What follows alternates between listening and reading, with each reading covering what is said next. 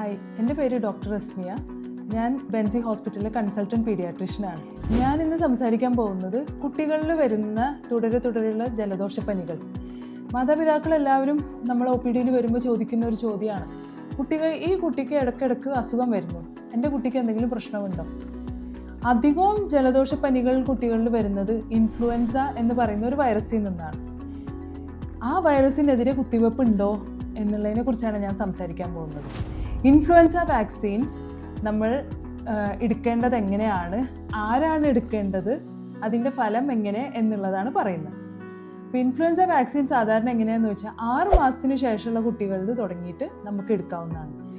8 വയസ്സിന് 6 മാസം തുടങ്ങി 8 വയസ്സ് വരെയുള്ളവർ 2 ഡോസ് ഓരോ മാസം ഇടവിട്ട് എടുത്ത് ആദ്യത്തെ തവണയും പിന്നീട് വർഷം ഓരോ ഡോസ് എടുക്കേണ്ടതാണ്.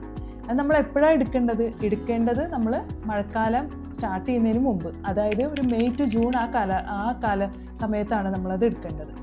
പിന്നെ നമുക്ക് ആർക്കാണ് എടുക്കേണ്ടത്, എല്ലാ കുട്ടികളിലും എടുക്കുന്നത് നല്ലതാണ്.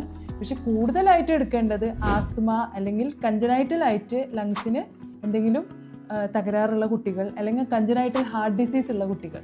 ഈ വാക്സിൻ എടുക്കുന്നതിനായി കൂടുതൽ വിവരങ്ങൾ അറിയാൻ നിങ്ങളുടെ പീഡിയാട്രീഷ്യനെ കൺസൾട്ട് ചെയ്യുക. അവരുടെ ഉപദേശപ്രകാരം നിങ്ങൾക്ക് അത് എടുക്കാവുന്നതാണ്.